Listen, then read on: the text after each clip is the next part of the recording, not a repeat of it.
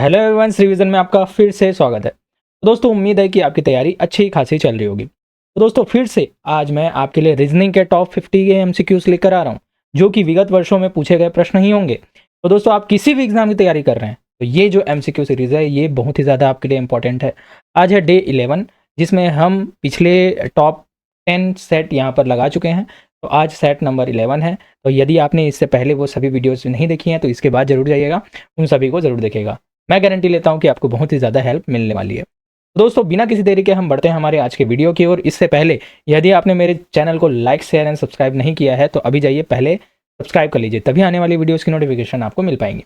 तो चलिए बिना किसी देरी के बढ़ते हैं हमारे आज के वीडियो की ओर। हाँ तो दोस्तों, आज की वीडियो की खास बात ये होने वाली है कि हम एक टॉपिक तो लेंगे, लेकिन एक टॉपिक के पीछे भी अन्य बहुत सारे टाइप्स होते हैं। तो उन सभी टाइप्स को हम इसमें कवर करने वाले हैं, ताकि मैं कोशिश करता हूं कि आपकी किसी भी एग्जाम की यदि आप तैयारी कर रहे हैं और किसी भी प्रकार का यदि क्वेश्चन आ जाए, चाहे वो बहुत ही ईजी हो चाहे बहुत ही ज़्यादा टफ, आपको नया ना लगे, तो आप वहीं पर से उसे इस प्रकार से समझ के ईजिली बना सकें। ठीक है। तो दोस्तों, इसी प्रकार की पूरी सीरीज चलते रहेगी, तो आपको अभी सब्सक्राइब जरूर कर लेना, तभी आने वाली वीडियोस की नोटिफिकेशन आपको मिलेगी। तो चलिए, हमारा आज का पहला क्वेश्चन है, और क्वेश्चन शुरू करने से पहले फिर एक बात, कॉपी पेन पकड़ लीजिए, साथ ही साथ मेरे आप कमेंट बॉक्स पर आंसर देते जाइएगा और लास्ट में बताइएगा कि आपके 50 में से कितने क्वेश्चन सही हो रहे हैं। चलिए, तो चलिए हमारा पहला क्वेश्चन है, काउंटिंग फिगर से है ना। तो निम्न आकृति में वर्गों की संख्या आपको बतानी है कि कितने वर्ग हैं। ठीक है। तो यहाँ पर ऑप्शन दिया है A9, B12, C8 या D10। दोस्तों, मैं आपको काउंट करके बताता हूँ कि आखिर कितने वर्ग यहाँ पर हैं।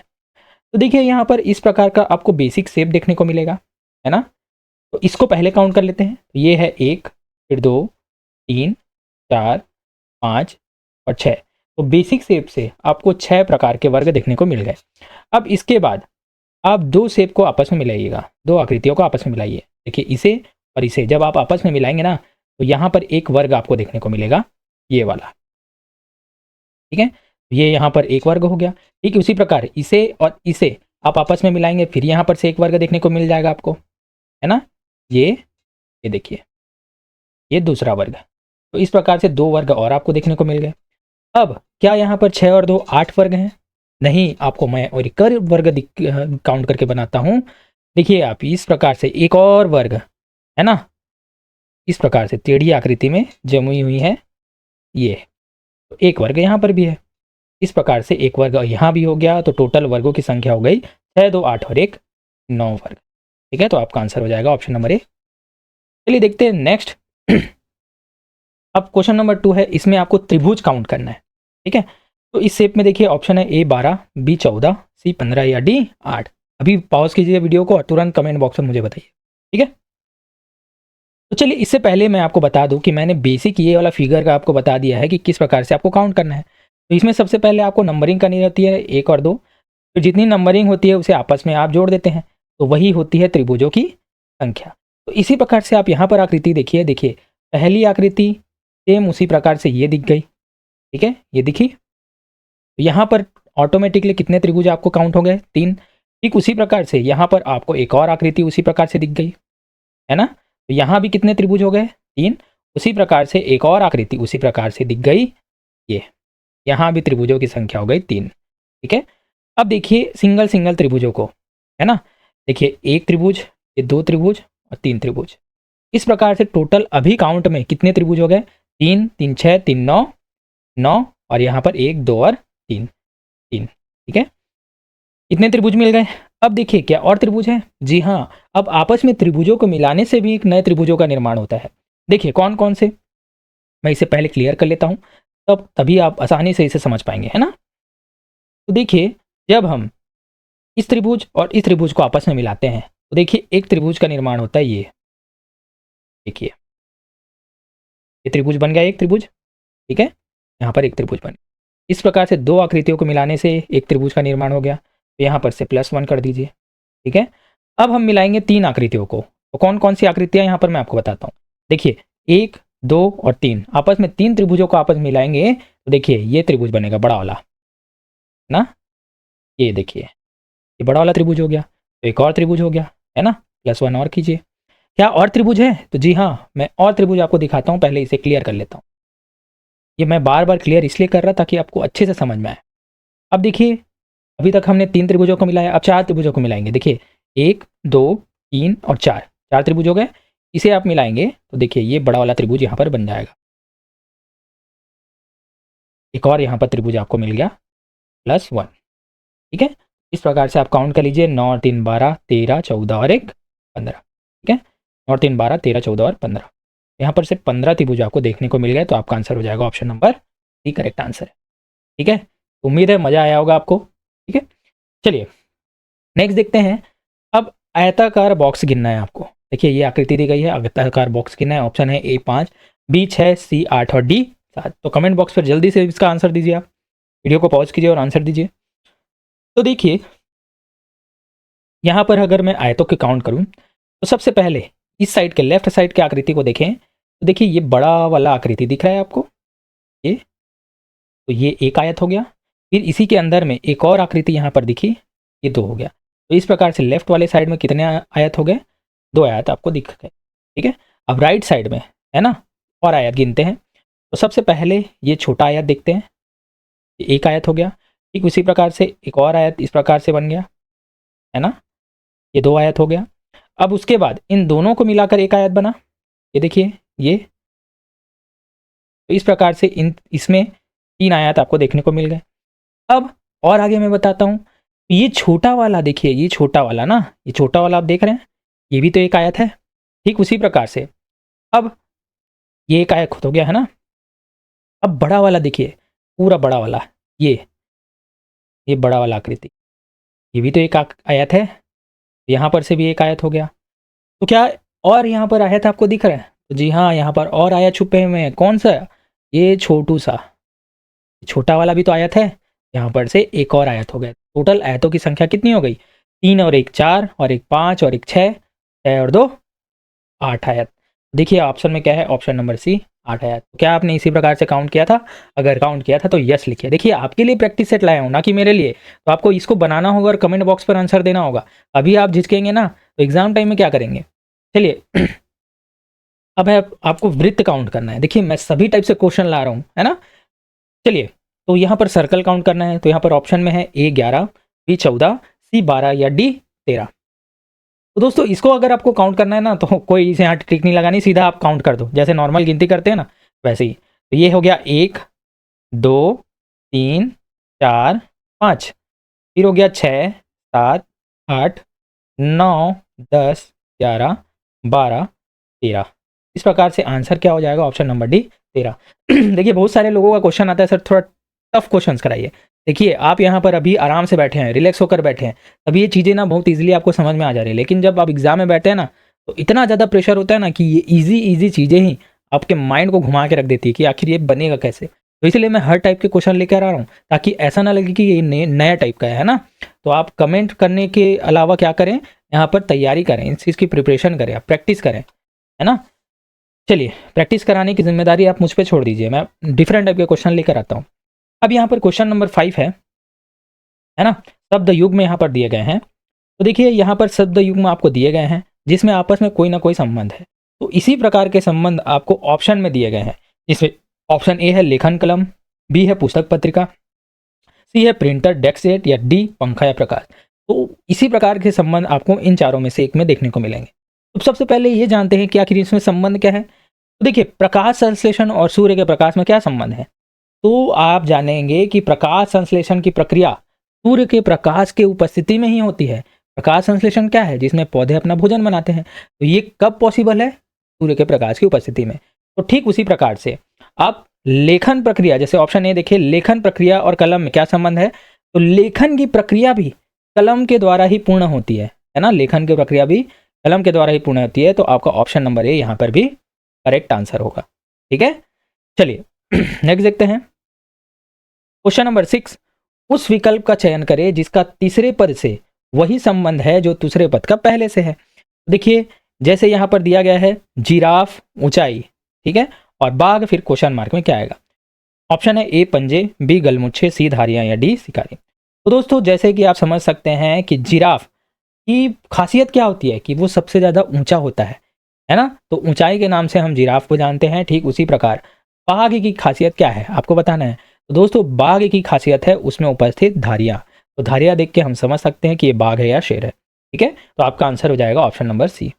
नेक्स्ट देखते हैं, इसी प्रकार से फिर से आपको आपस में दो समूह दिए गए हैं, है ना, इन दोनों का आपस में संबंध है। जैसे एन जेड एफ का संबंध एफ एन से है, ठीक उसी प्रकार एच एस ई का संबंध ई एच एच से है। तो जिस प्रकार से इन दोनों का संबंध है उसी प्रकार से आपको ऑप्शन में देख के बताना है। तो सबसे पहले हम संबंध निकालते हैं है ना। तो देखिए, सबसे पहले जब मैंने देखा तो यहाँ पर एन है, अब ये एन दूसरे वाले में कहाँ चले जा रहा है, सीधा पीछे चले जा रहा है। ठीक है, ये पीछे चले गया। और वैसे ही जेड, जेड और ए में क्या संबंध है, तो अगर आपको पता होगा कि वर्णमाला में ए का अपोजिट जेड है, ये आपको याद रखना है। ठीक है, उसके बाद ये जो एफ है ना, ये पहले लास्ट में था, अब दूसरे में क्या हो जाएगा, पहले। तो हमने क्या समझा कि पहले वाला लास्ट में चले जा रहा है और लास्ट वाला पहले में आ जा रहा है, और बीच वाली संख्या, बीच वाले वर्ड का क्या ले रहे हैं यहाँ पर, सीधा अपोजिट। ठीक है, तो चलिए उसी प्रकार से जैसे यहाँ पर एच एस ई है, ठीक है, और ई एच एच है, तो इसमें बताइए क्या इसी प्रकार से ये जमा हुआ है। तो देखिए एच क्या चले जाएगा, लास्ट में चले जाएगा, चले गया है भाई। उसी प्रकार से जो ई है ये पहले आ जाएगा, आ गया है। और एस का अपोजिट क्या एच है, एच है, एस का अपोजिट एच होता है। ठीक है, तो इस प्रकार से इसी नियम से बंधे हुए हमने समझ गया। तो क्या इसमें से कौन से यहाँ पर संबंधित है आपको देखना है। तो इसको सॉल्व कैसे करना है ना, मैं बताते जाता हूँ, सबको देखने की जरूरत नहीं है। देखिए सबसे पहले सी यहाँ पर है, तो सी लास्ट में होना चाहिए, इसमें भी है। एन यहाँ पर है तो एन पहले आना चाहिए, ठीक है, ये भी सही है। अब देखिए पी का उल्टा क्या के होता है, क्या पी का उल्टा के होता है, तो जी हाँ, के का उल्टा पी होता है। तो सीधा आपका आंसर ए करेक्ट आंसर हो जाए, और कुछ को भी आपको देखने की जरूरत नहीं है। देखिए सभी में उसी प्रकार से जमे हैं, बस बीच वाली संख्या परिवर्तित है। जैसे यहाँ पर पी का उल्टा क्यू दिया है तो ये गलत हो गया, यहाँ पर पी का उल्टा एफ है, ये भी गलत हो गया, यहाँ पर पी का उल्टा ई है, ये भी गलत हो गया। तो पी का उल्टा क्या होता है, के होता है, ये आपको याद रखना है। ठीक है, नेक्स्ट देखते हैं जिस प्रकार एच जे पी का संबंध के एम एस से है, वही संबंध जो सी डी ए का संबंध किससे है, बताइए। तो देखिए H J P, H J और पी में एक संबंध है, क्या है, के एम एस से। तो क्या संबंध है, सबसे पहले आपको देखना है। तो दोस्तों जब भी आपको संबंध निकालना होगा ना, आपको क्या करना है, सबसे पहले नंबरिंग। तो नंबरिंग आपको याद रखनी है। एच का क्या होता है 8, जेड का होता है 10, पी का होता है 16। ठीक है, वैसे के का होता है 11, एम का होता है 13, एस का होता है 90। ये आपको याद रखना। अगर याद नहीं होती तो मुझे कमेंट बॉक्स पे लिखिए यस सर वीडियो लाइए, मैं ज़रूर नेक्स्ट वीडियो उसी की लेके रहूँगा। ठीक है, तो अब जब आपने इस प्रकार से अरेंज कर लिया ना, अब आप समझ पाएंगे। जैसे यहाँ पर देखिए 8 से क्या हो जा रहा है 11, मतलब यहाँ पर हो रहा है +3। ठीक उसी प्रकार से 10 से ये क्या हो जा रहा है 13, तो यहाँ पर भी क्या किया गया है +3। और यहाँ पर 16 से हो जा रहा है 19, तो यहाँ पर भी क्या किया गया है +3 यहाँ पर लगाई गई है। तो यहाँ पर +3 का संक्रिया लगा गया है, तो आपको चेक करना है कि सी डी ए का +3 में क्या होगा। तो देखिए सी डी ए लिखिए। ठीक है, तो सबसे पहले इसकी नंबरिंग कीजिए। तो सी का कितना होता है 3, डी का होता है 4, ए का होता है 1। अब आपको बस +3 करते जाना है। ठीक है, +3। तो देखिए 3 में +3 करेंगे तो आप कितना हो जाएगा 6। ठीक उसी प्रकार से 4 में +3 कीजिए तो ये क्या हो जाएगा 7, और वहीं ए में +3 कीजिए तो ये हो जाएगा 4। अब बस आपको नंबरिंग लिख देनी है। तो बताइए 6 किसका नंबरिंग है, एफ का, 7 किसका है, जी का, और 4 किसका है, डी का। तो एफ जी डी किस में है, देखिए F G D option number D correct answer होगा। ठीक है, हर टाइप से क्वेश्चन लेकर आ रहा हूँ। चलिए अब है देखिए संख्या से संबंधित। तो देखिए जिस प्रकार 18 और 63 का संबंध है, 44 और 154 का संबंध है, उसी प्रकार 54 का संबंध किससे आपको बताना है। देखिए क्वेश्चन मार्क की जगह में क्या आएगा। ठीक है, तो देखिए अब ध्यान से अगर देखेंगे ना तो क्या हो रहा है, जैसे 18 और 63 में अगर मैं अंतर देखूं तो बहुत ही दूर है। ठीक उसी प्रकार 44 और 154 में और भी दूर है। तो ये बनेगा कैसे। तो देखिए यहाँ पर सबसे पहले हम 18 और 63 में देखते हैं। तो जब मैंने 18 का भाग 2 से दिया, 18 का भाग 2 से दिया तो कितना आया, 2 निया 18। अब 9 में मैं ऐसा क्या करूं कि 63 आ जाए, है ना। तो 9 में मैंने क्या किया, 9 सत्ते 63, 7 का गुणा कर दिया, क्या आ जाएगा 63 आ जाएगा। ठीक है, मतलब सबसे पहले मैंने 2 से भाग दिया, उसके बाद 7 का गुणा कर दिया। तो चलिए उसी प्रकार से इसमें भी देखते हैं। तो सबसे पहले मैं 44 को क्या करूँगा, 2 से भाग दूंगा। तो 2 से भाग दीजिए, ठीक है, दे दिया मैंने, 22 आ गया। अब 22 का गुणा किससे करना है, जिस प्रकार से इसमें 7 से किया है, इसमें भी मैं क्या करूँगा 7 से गुणा कर दूंगा। तो कितना हो जाएगा, 7 दूनी 14, 1 7 दूनी 14, 1 15, 154 यहाँ पर आ गया। जी हाँ, तो मतलब इसी नियम से बंधे हुए हैं। पहले 2 से भाग करेंगे, फिर जो संख्या आई उसका गुणा किससे करेंगे? 7 से। उसी प्रकार से 54 में भी कीजिए। तो 54 को आप भाग दीजिए पहले 2 से, तो कितना आ जाएगा? 2 दूनी 4, 2 सत्ते 14। अब इसे आप भाग दीजिए, गुणा कर दीजिए 7 से, तो कितना हो जाएगा? 49, 4 7 में 14 और 4 8, तो 189 यहाँ पर आंसर आपको देखने को मिलेगा। तो ऑप्शन नंबर ये भी यहाँ पर करेक्ट आंसर होगा। उम्मीद है आपको चीज़ें समझ में आ रही होंगी और मजा आ रहा होगा। ठीक है, नेक्स्ट देखते हैं क्वेश्चन नंबर 10। कौन सी संख्या नीचे दिए गए संबंध को सही तरीके से पूर्ण करेगी? अब पूर्णता यहाँ पर देखनी है। देखिए, हर टाइप में अलग लेकर आ रहा हूँ ना, आपको इसका आंसर कमेंट बॉक्स पर देना ही होगा, अन्यथा मैं सीरीज ही रोक दूंगा यार, ऐसे मजा नहीं आता ना। तो चलिए, यहाँ पर दिया है 120 और 168 का एक संबंध है। ठीक है, उसी प्रकार से 288 का संबंध किससे होगा? ऑप्शन है ए 359, बी 362, सी 358 या डी 360। ठीक है, बहुत ही मज़ेदार क्वेश्चन है, बहुत ही अच्छा क्वेश्चन है। देखिए, तो जैसे यहाँ पर 120 और 168 में मैंने देखा, तो 120 आया कैसे है? 120 आपको पता ही होगा कि 11 का वर्ग कितना होता है? 121। ठीक है, 121 और 121 में जब मैंने -1 किया तो कितना आ गया? 120 आ गया। ठीक उसी प्रकार से आपको देखना है 13 का वर्ग कितना होता है? 13 का वर्ग होता है 169। ठीक है, अब इसमें जब मैंने -1 किया तो कितना आ गया? 168। मतलब मैं संख्या का वर्ग करूंगा और उसमें से एक घटाऊंगा, तो जो संख्या है वो मुझे प्राप्त हो जाएगी। देखिए, पहले हमें 11 का वर्ग मिला, उसके बाद हमने किया 13 का वर्ग, मतलब 2 का अंतर है। ठीक इसी प्रकार से जब हम पहले हम 288 किसका वर्ग के आसपास है ये देखेंगे, और उसके बाद में 2 संख्या के बाद में उसका वर्ग करेंगे और -1 करेंगे। चलिए देखते हैं। देखिए, 288 किसके वर्ग के आसपास है? 217 के वर्ग के आसपास। तो सभी संख्याओं का वर्ग आपको याद रखना होगा। ठीक है, तो कितना है? 289। ठीक है, अब क्या करना था हमें? -1, तो क्या हो जाएगा? 288 यहाँ पर होगा। ठीक है, अब देखिए, जिस प्रकार से यहाँ पहले 11 था तो 13 का वर्ग किया गया था, तो अभी 17 है, तो 17 में +2 करो, कितना हो जाएगा? 19। तो 19 का वर्ग कीजिए यहाँ पर आप, तो 19 का वर्ग कितना होता है? 361, और 361 में आपको -1 करना होगा, तो आंसर हो जाएगा 360। तो ऑप्शन नंबर डी यहाँ पर करेक्ट आंसर हो। ठीक है, तो दोस्तों हर प्रकार के क्वेश्चन मैं लेके आ रहा हूँ। अगर ये भी चीज़ें आपको ईजी लगती हैं, मतलब आप यूपीएससी में बैठ सकते हैं, है ना। चलिए चलिए, अब आते हैं क्वेश्चन नंबर 11।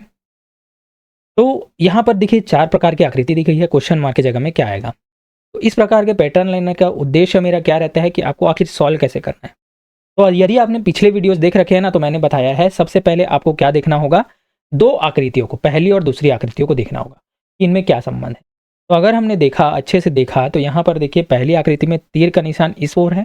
ठीक है, और यहाँ पर तीर का निशान जस्ट उसके उल्टा हो गया है, मतलब तीर का निशान जस्ट अपोजिट हो गया है। ठीक है, तो यहाँ पर क्या यूज़ किया गया है? मिरर इमेज यहाँ पर यूज़ किया गया है, दर्पण प्रतिबिंब। ठीक है, तो उसी प्रकार से दर्पण प्रतिबिंब तो नहीं कह सकते, क्योंकि यहाँ पर अपोजिट हो रहा है, तो अपोजिट होता है तो किसका? वाटर इमेज का यूज़ होता है ना। वाटर इमेज में चीज़ें उल्टी होती हैं। तो उसी प्रकार से ये तीर है, सीधा तीर है, तो जिस प्रकार से ये तीर उल्टा हो गया था, वैसे ही इसके जस्ट अपोजिट हमको तीर निकालनी है, तो ये तीर जो हो जाएगी इस प्रकार से मिलेगी। तो ऑप्शन में आपको देखना है नीचे वाली तीर किस में है, तो ऑप्शन नंबर बी यहाँ पर करेक्ट होगा। तो ऑप्शन बी किस में दिया है? ऑप्शन नंबर सी में, सी का बी दिया है, तो आपका आंसर हो जाएगा। तो ठीक है, इसी प्रकार के क्वेश्चन पूछते हैं यार, और किस लेवल का क्वेश्चन पूछेगा। चलिए नेक्स्ट देखते हैं। फिर उसी प्रकार से आकृति है, आपको बताना है क्वेश्चन मार्क में क्या आएगा। ठीक है, तो देखिए मैंने क्या कहा, आपको 2 आकृतियों को आपस में मिलाना है। देखिए, इन दोनों आकृतियों को आपको आपस में तुलना करनी है कि ये जो आकृति है ना, कैसे बनी है इस आकृति के द्वारा। तो देखिए, जब मैंने इस आकृति को अच्छे से देखा ना, तो क्या किया गया है? जो नीचे है ना, नीचे देखिए, जैसे पहले सर्कल दिया है, तो यहाँ पर पहले सर्कल लिखा गया, उसके बाद में जो आकृति बनी है उसको सर्कल के अंदर में बिठाया गया। देखिए यहाँ पर ये सर्कल के अंदर में बिठाया गया है। अब उसके बाद जो बॉक्स है ना, उसको त्रिभुज को ना इस बॉक्स के अंदर में डाला गया है। तो देखिए, त्रिभुज को इस बॉक्स के अंदर में डाला गया, मतलब नीचे से आपको बॉक्स लोग को डालते डालते चले जाना है। तो उसी प्रकार से अब मैं आकृति अगली वाली बनाऊंगा। तो सबसे पहले क्या है, यहाँ पर बॉक्स है, तो मैंने क्या लिया? ये बॉक्स ले लिया। क्या? वर्गाकार बॉक्स। अब क्या डालना है हमको वर्गाकार बॉक्स में? इस सर्कल को डालना है। चलिए भाई, सर्कल को डाल दीजिए, ये मैंने डाल दिया। उसके बाद इस सर्कल के अंदर हमको क्या डालना है? त्रिभुज को। चलिए भाई, ये त्रिभुज को मैंने इसमें डाल दिया। इस प्रकार की आकृति आपको किस में दिख रही है? तो देखिए ऑप्शन नंबर ए में ही सीधे दिख गई। पहले बॉक्स वर्गाकार बॉक्स है, फिर सर्कल है, फिर त्रिभुज है। तो ऑप्शन नंबर ए किसमें है, ऑप्शन नंबर डी में। ठीक है, तो इस प्रकार से क्वेश्चन मार्क की जगह में ऑप्शन ए आएगा। ठीक है, बहुत ही ईजी है, मजा आ रहा होगा। चलिए नेक्स्ट देखते हैं। एक निश्चित कोड भाषा में लिखे जाने पर यदि डर्टी कोड 24759, देखिए क्या लिखा गया है, डर्टी DIRTY, ठीक क्या लिखा गया है, देखिए अच्छा क्वेश्चन है ना, 24759 लिखा गया। ठीक है, उसी प्रकार से ओम को 1863 लिखा गया है। देखिए ओम है ना, FOAM, ओम को क्या लिखा गया है, 1863, ये ए है ना, ए, ओम को 1863 लिखा गया है।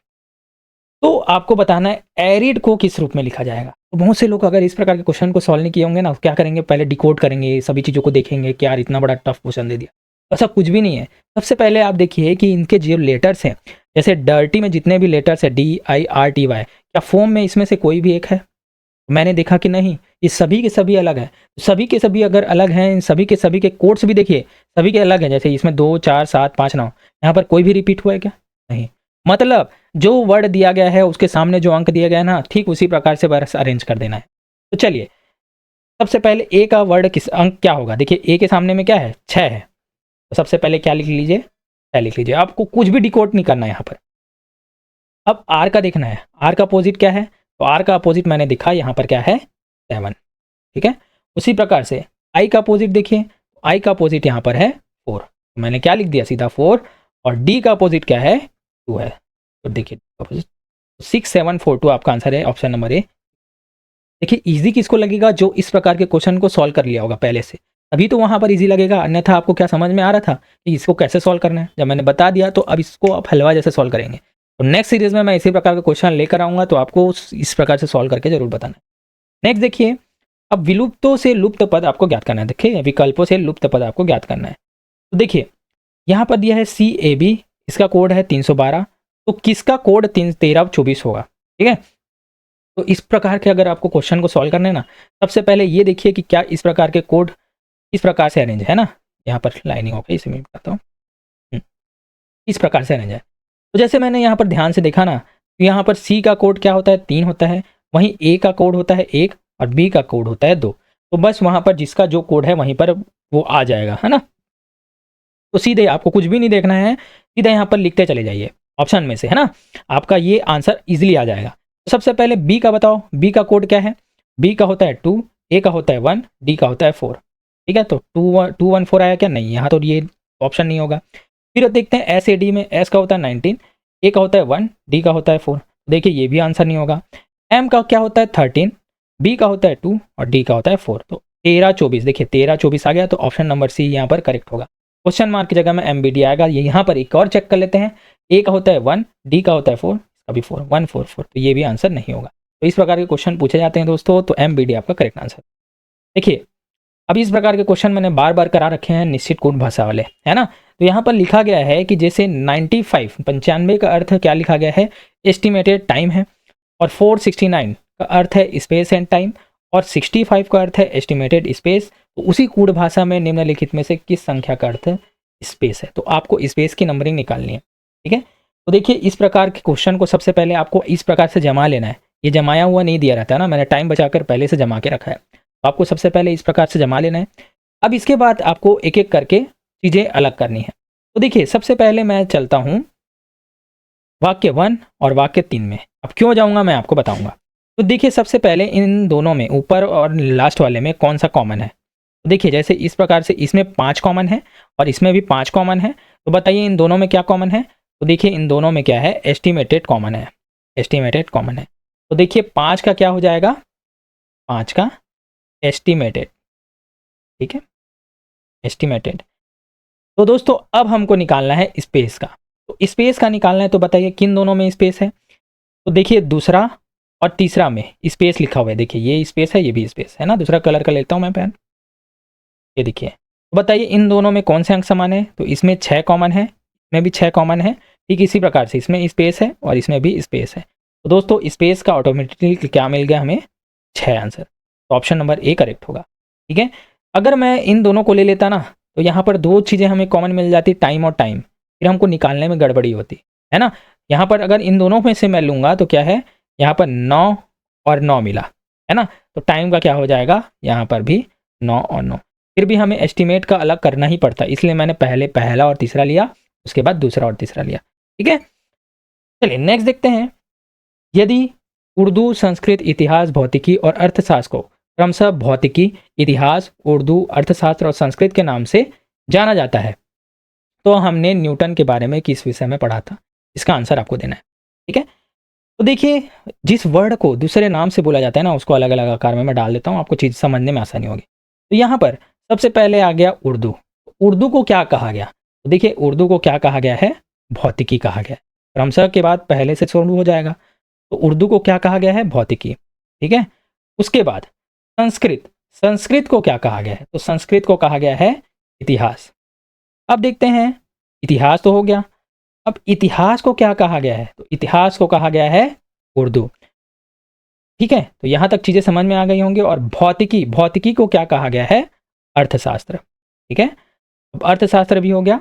अब लास्ट हमको देखना है अर्थशास्त्र को क्या कहा जाता है। तो अर्थशास्त्र को संस्कृत कहा गया। इस प्रकार से अलग अलग कलर के पेन से मैंने आइडेंटिफाई कर दिया। तो यहाँ पर क्या बोला गया है कि न्यूटन के बारे में किस विषय में पढ़ा था आपने? ठीक है, तो न्यूटन के 3 नियम यदि आपने पढ़े होंगे तो आपने पढ़ा होगा फिजिक्स, अर्थात भौतिकी में न्यूटन के नियम होते हैं। तो देखिए, भौतिकी यहाँ पर आपका आंसर होना चाहिए था, लेकिन यहाँ पर भौतिकी को क्या कहा गया है? तो देखिए दोस्तों, पीला में भौतिकी है और पीला में क्या है? अर्थशास्त्र। तो भौतिकी को क्या कहा गया है? अर्थशास्त्र। इसीलिए आपका आंसर हो जाएगा न्यूटन के विषय को आपने किस में पढ़ा था? ऑप्शन नंबर डी, अर्थशास्त्र में। ठीक है, तो इस प्रकार से आपको आइडेंटिफाई करना है। चीज़ें मैं एकदम बेसिक से आपको बता रहा हूँ। यदि आप बिगिनर हैं, यदि आपकी प्रैक्टिस हो चुकी है, यदि आपने पहले से पढ़ लिया है, तो दोनों के लिए एक खास बात होगी। ठीक है, चलिए नेक्स्ट देखते हैं। अब आपको असंगत का चयन करना है। यहाँ पर 4 ऑप्शन दिए गए हैं। ए है बांसुरी, बी वायलिन, सी सैक्सोफोन या डी माउथ ऑर्गन। तो इसका आंसर आपको देना है। ठीक है, इसमें से 3 एक जैसे होंगे, लेकिन चौथा अलग होगा। तो इसका आंसर आपको देना है। बहुत ईजी क्वेश्चन है, कमेंट बॉक्स पर आंसर दीजिए। अब देखिए, इस प्रकार से फिर से यहाँ पर असंगत वाले क्वेश्चन है ना। ए दिया है BDG, बी दिया है JLO, सी दिया है RTW या डी दिया है MOQ। यहाँ पर आपको असंगत निकालना है। तो जब भी इस प्रकार से लेटर वाले क्वेश्चन देते हैं ना, आपको क्या कर लेनी है? नंबरिंग। तो देखिए, जैसे बी का होता है 2, डी का होता है 4, जी का होता है 7। ठीक है, उसी प्रकार के जे का होता है 10, L 12, ओ का कितना होता है? 15। आर आर का होता है 18, टी का होता है 20, डब्ल्यू का होता है 23, 23, एम का होता है 13, ओ का होगा 15 और क्यू का होगा 17। इस प्रकार से आप जब नंबरिंग कर लेंगे ना, तब आप आइडेंटिफाई कर पाएंगे कि ये किस नियम से बंधे हुए हैं। ठीक है, चलिए मैं आपको बताते चलता हूँ। देखिए, यहाँ पर देखिए 2 और 4 में, 2 में जब हम +2 करें तो 4 आ गया, और 4 में जब हमने +3 किया तो क्या हो जाएगा? 7 आ गया। इसी प्रकार से यहाँ पर हम देखें तो 10 में जब हमने +2 किया तो कितना हो गया? 12, और 12 में जब हमने +3 किया तो कितना आ गया? 15। और यहाँ पर देखा तो +2 किया तो 20, और फिर से यहाँ पर +3 किया तो 23। फिर यहाँ पर देखिए 13 में +2 किया तो 15, और इसमें +2 किया तो क्या हो जाएगा? 17। तो देखिए, आप तीनों में देखेंगे तो पहले में भी हमने पहले +2 किया, फिर +3 किया, दूसरे में भी हमने देखा +2 और +3 किया, तीसरे में भी हमने देखा +2 किया फिर +3 किया, लेकिन चौथे में आप देखिए दोनों में हम क्या कर रहे हैं? +2 और +2 कर रहे हैं। तो आपका आंसर हो जाएगा ऑप्शन नंबर डी, MOQ ही बाकियों से अलग है। ठीक है, तो दोस्तों इसी प्रकार से आपके क्वेश्चन सॉल्व होंगे। नेक्स्ट देखते हैं। अब इसमें आपको असंगत का जो है चयन करना है। दोस्तों, इस प्रकार के क्वेश्चन को ना हम 2 प्रकार से सॉल्व कर सकते हैं। कैसे? मैं आपको बताता हूँ। देखिए, सबसे पहला मेथड है ये कि इन दोनों का आप क्या देखिए? अंतर देखिए। तो देखिए, 11 में जब मैंने +2 किया तो क्या आ गया? 13। 17 में जब मैंने +2 किया तो क्या आ गया? 19। 12 में जब मैंने +3 किया तो आया 15। वहीं 21 में जब मैंने +2 किया तो आया 23। तो देखिए, बाकी तीनों में हमने ए, बी और डी में तीनों में हमने +2 किया, लेकिन केवल और केवल सी में हमने क्या किया? +3 किया। तो आपका आंसर हो जाएगा सी। ठीक है, पहला मेथड तो ये हो गया। दूसरा मेथड क्या है? आपस में आप इन दोनों को जोड़िए। तो 13 और 11 को आपस में जोड़िए तो क्या हो जाएगा? ये हो जाएगा 24। ठीक है, उसी प्रकार से 17 और 19 को जोड़िए तो 9 और 7 कितना हो जाएगा? 16, और ये हो जाएगा 3, तो ये 36 आ जाएगा। इसको आपस में जोड़िए 21 और 23 को, क्या हो जाएगा? 4 और 4 44, ठीक इसी प्रकार से इन दोनों को जोड़िए तो कितना हो जाएगा 7 और 2 27। तो यहाँ पर से भी आइडेंटिफाई कर पाएंगे कि बाकी तीनों जो हैं 24 36 और 44 तीनों के तीनों तीनों सम अर्थात इवन संख्या है, और लेकिन केवल और केवल 27 यहाँ पर विषम दिख रही है। तो यहाँ पर से इस मेथड से भी आपका आंसर हो जाएगा ऑप्शन नंबर सी। ठीक है, मेरा कोशिश है सिर्फ आपको मेथड बताना, इसी प्रकार के क्वेश्चन आएंगे ऐसे थोड़ी ना, बस डिजिट चेंज होंगे, पैटर्न तो सेम होगा। चलिए अब जैसे अब आते हैं क्वेश्चन नंबर 20 में। इसमें भी हमको क्या करना है, असंगत को छांटना है ना। यहाँ पर लिखा है 0.02 0.020 फिर 2/100 फिर 0.002। ठीक है, तो यहाँ पर मैंने देखा 2/100 अर्थात 2/100 दिया है, तो इसी आधार पर सभी को ऐसे ही चेंज कर लेते हैं। सबसे पहले 0.02 को अगर आप चेंज करें तो क्या हो जाएगा, ऊपर में 2 लिखिए, फिर दशमलव के बाद कितनी संख्या है 1 और 2, उतना ही आपको 0 लगा देना है 1 के बाद। ठीक है, अब यहाँ पर हमने देखा कि सबसे पहले 2 लिखे, उसके बाद दशमलव के बाद कितनी संख्या है 1 और 2। देखिए 0 को काउंट नहीं करते ना उसके बाद वाले, क्योंकि अंक के बाद है, ये दशमलव का सिद्धांत है। तो देखिए क्या हो जाएगा, 1 हो गया, ये 0 और 0 हो गया। उसी प्रकार से ये तो दिया ही है 2/100। अब यहाँ पर आप देखिए सबसे पहले संख्या लिखा मैंने, और उसके बाद दशमलव के बाद कितनी संख्या है 1 2 और 3, ये क्या हो जाएगा 1 2 और 3। तो देखिए आप यहाँ पर से देख पाएंगे बाकी तीनों 2/100 है, लेकिन बस ये जो चौथी वाली संख्या है ना, ये है 2/1000। तो आपका आंसर हो जाएगा फोर्थ वाला, तो 0.002 ऑप्शन जो है वो बाकियों से अलग है, तो ऑप्शन नंबर ए करेक्ट होगा। ठीक है, अब देखिए फिर से दिए गए समूह में विषम आकृति को आपको चुनना है, तो बाकियों से कौन सा अलग है आपको चुनना है। देखिए इसको अगर आप बता देते हैं ना, तो मैं समझूंगा आपकी तैयारी अच्छी खासी चल रही है। ठीक है, इसका आंसर आप कमेंट बॉक्स में दीजिए। तो देखिए यदि आप यहाँ पर ध्यान से देखेंगे तो आपके माइंड में आएगा सबसे पहले क्यों ना मैं इसके जो ऊपर में सिरों में लगा है ना ये जो बिंदु, उसको काउंट कर लूँ। तो यहाँ पर देखिए जैसे पंचभुज है, इसमें कितने कोने 1 2 3 4 और 5, यहाँ पर भी कितने कोने हैं, कितने बिंदु हैं 1 2 3 4 और 5। ठीक है, तो यहाँ पर त्रिभुज में कितने कोने होते हैं 3, तो यहाँ पर भी कितने हैं 1 2 और 3। ठीक है भैया, यहाँ पर 4 कोने हैं, तो यहाँ पर भी 1 2 3 4 ही है। अब यहाँ पर षटभुज दिख रहा है आपको, तो 6 कोने हैं, तो यहाँ पर भी 1 2 3 4 5 है।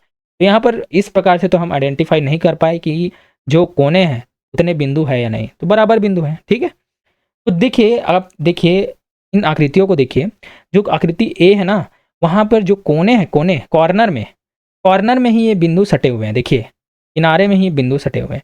लेकिन अगर आप बाकियों को देखें तो बाकियों में ना भुजा के बीच में ये बिंदु सटे हुए हैं। देखिए कॉर्नर में सटा है क्या, नहीं, भुजा के बीच में, देखिए इस प्रकार से सटे हुए हैं भुजा के बीच में, इसमें भी भुजा के बीच में सटे हुए हैं और इसमें भी भुजा के बीच में। तो केवल आकृति एक में ही ये सभी बिंदु कोने में सटे हुए हैं, तो आपका आंसर हो जाएगा ऑप्शन नंबर डी का एक करेक्ट आंसर। ठीक है, चलिए नेक्स्ट है, अब प्रश्न चिन्ह के स्थान पर क्या आएगा आपका आंसर होना चाहिए।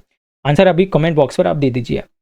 तो देखिए 9 दिया है, फिर 10 22 6 फिर 69 फिर 280, क्वेश्चन मार्क से कम क्या आएगा। तो दोस्तों ये जमा कैसे है, तो ये जमा है इस प्रकार से। देखिए सबसे पहले मैं क्या करूँगा, 9 का गुणा किससे करो 1 से करो, 9 1 कम क्या हो जाता है 9 हो जाता है।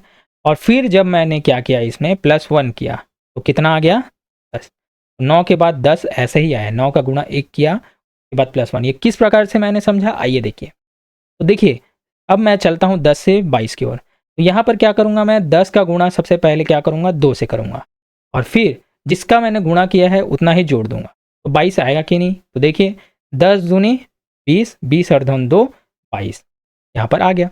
उसी प्रकार से फिर से मैं उसमें 69 में देखता हूँ, तो 22 का गुणा सबसे पहले मैं किससे करूँगा, जैसे इसमें 2 से किया है, इसमें किससे करूँगा 3 से करूँगा, और जोड़ूंगा अभी किससे 3 से। ठीक है, तो 22 दिया कितना होगा 66, और 66 + 3 कितना हो जाएगा 69। जी हाँ, यहाँ पर 69 आ गया। ठीक उसी प्रकार से आपको 280 को भी करना है। तो 69 में अभी हमने 3 का गुणा किया, अब हम करेंगे 4 का, तो जितने का गुणा करेंगे उतना ही हम क्या कर देंगे इसमें जोड़ देंगे। तो जोड़िए भैया, तो क्या आ जाएगा आपका सीधा 280 ही आएगा, आप चेक कर लीजिएगा। तो इसी प्रकार से हमको आगे भी बढ़ना है, तो 280 का गुणा अब हम किससे करेंगे, यहाँ तक 4 से किया था, अब हम करेंगे 5 से। ठीक है, तो 5 से गुणा करो और 5 को जोड़ना भी है, तो पहले 5 का गुणा करो तो कितना हो जाएगा 0, 8 5 40, 4 5 दूनी 10 और 4 1400 आया। अब इसमें किसको जोड़ना है हमें, जिसका गुणा किया है 5 का, तो आपका आंसर आ जाएगा 1405। तो ये हो जाएगा ऑप्शन नंबर सी 1405। ठीक है, तो दोस्तों एक ही टाइप से मैंने 4 से 5 क्वेश्चन कराए यार, इससे बाहर ना कोई भी टाइप नहीं आने वाला। ठीक है, अब देखिए फिर से लुप्त पद, लुप्त अक्षर है ना, यहाँ पर से आपको निकालना है। हर वीडियो में ये चीज़ें कराता हूँ मैं। तो देखिए यहाँ दिया है पहले एक्स वाई, फिर ब्लैंक, फिर एक्स वाई, फिर ब्लैंक ब्लैंक, फिर जेड एक्स वाई एक्स, फिर ब्लैंक ब्लैंक दिया है, फिर एक्स वाई, फिर ब्लैंक ब्लैंक ब्लैंक दिया है। तो इस प्रकार के क्वेश्चन को सॉल्व कैसे करना है मैंने बार बार बताया है, फिर से मैं बताता हूँ। तो देखिए सबसे पहले दिया है एक्स वाई के बाद खाली स्थान, फिर से दिया है एक्स वाई। ठीक है, तो यहाँ पर जब मैंने यहाँ पर देखा ना जेड एक्स वाई को, तो देखिए एक्स वाई के पहले क्या है जेड, तो ठीक उसी प्रकार से एक्स वाई के पहले क्या डालूंगा मैं, सीधा जेड डाल दूँ। तो एक सीरीज बन गई एक्स वाई जेड, फिर से एक्स वाई। ठीक है, अब देखिए फिर से मुझे क्या करना है, X Y Z X Y की एक सीरीज बन गई है ना।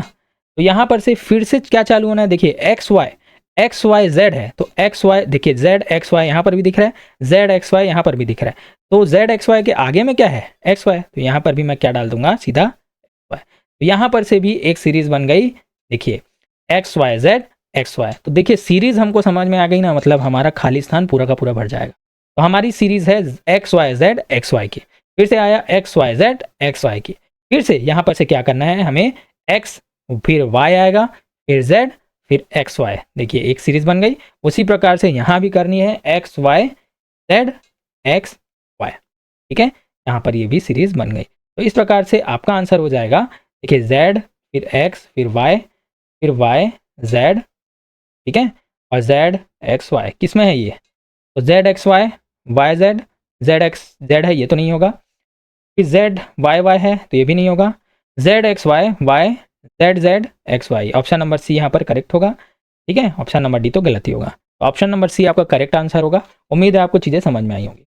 नेक्स्ट देखते हैं, निम्नलिखित क्रम में क्वेश्चन मार्क की जगह में क्या आएगी, इसका आंसर क्या है आप देंगे। ठीक है, किस प्रकार से ये व्यवस्थित है यहाँ पर आपको बताना।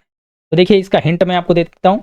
जैसे यहाँ पर डी के बाद आई है, पहले आपको क्या करना है, नंबरिंग करना है ना। डी का क्या होता है 4, सी का होगा 3, पी का होगा 2, ए का होगा 1, आई का होता है 9, एच का होता है 8, जी होता है 7, एफ होता है 6। ठीक है, अब यहाँ पर जब आप देखेंगे ना डी के बाद आई आया है, तो 4 के बाद 9 है, मतलब कितना किया गया है, +5। तो इसी प्रकार से बाकी सभी +5 के थ्रू जुड़े हुए हैं। तो आपको बताना है इस क्वेश्चन मार्क की जगह में क्या आएगा। उम्मीद है आप इसका आंसर देंगे और अच्छे से देंगे। ठीक है, नेक्स्ट आते हैं। ठीक है, फिर से विलुप्त पद।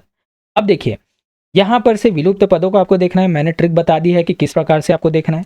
सबसे पहले आपको 2 आकृतियों को देखनी है, इन दोनों को, ये आपस में किस प्रकार से संबंध है। तो देखिए जब आप पहली आकृति को देखेंगे ना, तो पहले तीर इस साइड है, लेफ्ट साइड है। अब दूसरी आकृति में तीर जो है ऊपर साइड हो गया, मतलब सीधा ये कितने डिग्री में घुमा है, 90 डिग्री में घूम गया है, 90 डिग्री। देखिए 90 डिग्री में सीधा ऊपर आ गया। तो पहले जो गोला था ना ये ऊपर था, अब ये गोला है नीचे आ गया, लेकिन नीचे तो आया है, लेकिन पहले ये खाली गोला था, लेकिन अभी क्या है, भरा हुआ गोला है। तो उम्मीद है आप समझ चुके होंगे कि क्या किया जा रहा है यहाँ पर। तो देखिए अब हमको तीसरे आकृति में देखना है। तीसरे आकृति में जो तीर है इस साइड है, अब इसे भी हमको 90 डिग्री में घुमाना है। तो 90 डिग्री में घुमाना है तो तीर किधर आ जाएगा, जस्ट नीचे में आ जाएगा। ठीक है, और उसी प्रकार से जो गोला है देखिए यहाँ पर है, तो गोला यहाँ पर ऊपर में आ जाएगा, और ये खाली गोला है तो ये क्या हो जाएगा, भरा हुआ गोला। तो इस प्रकार से कहाँ है भैया, नीचे तीर और ऊपर भरा हुआ गोला। ऑप्शन नंबर ए यहाँ पर करेक्ट आंसर होगा। ठीक है, उम्मीद है आपको चीज़ें समझ में आई होंगी। नेक्स्ट देखते हैं। अब यहाँ पर पैटर्न दिया गया है, यहाँ पर से लुप्त पद आपको भरना है, कैसे होगा क्या होगा आपको बताना है। ठीक है, तो देखिए हर लुप्त पद का अलग अलग पैटर्न मैं बता रहा हूँ ना, चित्र के हिसाब से भी, अंक के हिसाब से भी, वर्ड के हिसाब से भी, है ना, सभी चीज़ों के हिसाब से। चलिए अब देखते हैं, ये ऊपर में 6 दिया है, फिर ऊपर में 7, तो क्वेश्चन मार्क की जगह में क्या आएगा। इसका मतलब ये है जब ये सर्कल में दिया है ना, तो आपस में इन संख्याओं का ऐसे संक्रिया कीजिए कि ऊपर वाली संख्या आ जाए। तो ये कैसे करेंगे मैं आपको बताता हूँ। तो देखिए 12 और 30 आपस में जुड़े हुए हैं, तो इन दोनों को आपस में जोड़िए, 12 और 30 को आपस में जोड़िए, कितना हो जाएगा, 42। ठीक है, अब 4 और 3 को आपस में जोड़िए, तो कितना हो जाएगा, 7, और 42 और 7 को भाग दीजिए, तो कितना हो जाएगा, 7 1 कम 7, 7 छक्का 42, तो 6 इसके भाग करने पर आता है। चलिए ठीक इसी प्रकार से इसमें भी करते हैं। 19 और 26 को प्लस कीजिए, तो 19 में से 1 दीजिए 20, 20 और 15 35, 35 आ गया। और 3 और 2 को जोड़िए, तो 3 और 2 कितना हो जाएगा, 5, आपस में भाग दीजिए, तो 5 सत्ते 35, ये क्या हो जाएगा, 7 आ जा रहा है। उसी प्रकार से इसमें भी करना है। तो सबसे पहले 18 और 14 को जोड़िए तो कितना हो जाएगा, 8 और 4 12, हासिल आई 1, 1 2 और 3 32 हो गया, और 5 और 3 8, तो 8 चौक 32, तो सीधा 4 यहाँ पर आंसर आ रहा है, तो क्वेश्चन मार्क की जगह में क्या आ जाएगा, option number D correct answer होगा। ठीक है, नेक्स्ट देखते हैं। अब विलुप्त संख्या आपको बताना है कि क्या होगा। देखिए इसको भी मैं ही बता देता हूँ कैसे बनेगा। तो इसको ट्रिक आपको कैसे समझना है, तो जब हमने बीच वाली संख्या देखी ना और ऑप्शन को देखा, तो देखिए बीच वाली संख्या है 44 है, 55 है, ऑप्शन में मैंने देखा 22 33 66 और 77। तो आपने नोटिस किया होगा कि सभी की सभी 11 के गुणज है, मतलब 11 के पहाड़ा में सभी के सभी आते हैं।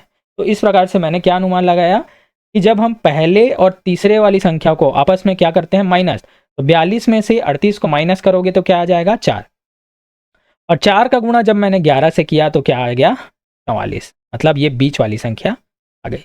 उसी प्रकार से हम क्या करेंगे, सबसे पहले 23 और 28 को माइनस करेंगे तो कितना आ जाएगा, 5, और 5 को भी फिर किससे गुणा करेंगे, 11 से, तो कितना आ गया, 55। ठीक है, उम्मीद है अब इसका आंसर आप इजीली दे पाएंगे। तो इसका आंसर क्या हो जाएगा, 37 और 39 को माइनस कीजिए तो क्या आ जाएगा, 2, और इसे गुणा कीजिए 11 से, 11 दूनी क्या हो गया, 22। आपका आंसर हो जाएगा ऑप्शन नंबर ए, 22। ठीक है, चलिए नेक्स्ट देखते हैं। क्वेश्चन नंबर 28 है, वरुण बिंदु ए से 5 किलोमीटर चला और 2 बार दाईं ओर मुड़ा और प्रत्येक बार मुड़ने पर 8 किलोमीटर पश्चिम की ओर चला।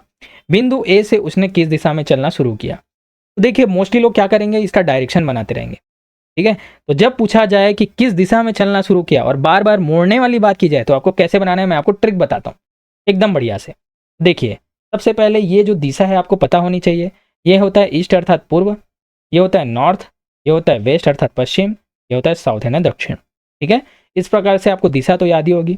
तो देखिए यहाँ पर क्या बोला गया है कि लास्ट में वो किस ओर चला, तो देखिए लास्ट में वो पश्चिम की ओर चला पूछा गया है, और स्टार्टिंग में आपको पूछा गया है कि वो किस दिशा से वो चला। तो लास्ट में वो किस दिशा में था, तो पश्चिम दिशा में था, है ना, लास्ट में वो पश्चिम दिशा में था, मतलब इस दिशा में था। तो अब आपको बताना है कि वो किस दिशा से प्रारंभ किया था चलना। तो देखिए अगर आपने यहाँ पर देखा होगा तो यहाँ पर बात की गई है केवल और केवल 2 बार दाईं ओर मुड़ने की। ठीक है, 2 बार दाईं ओर मुड़ने की। 2 बार जब उसने दाईं ओर मुड़ा है ना तो वो पश्चिम की ओर मुड़ा।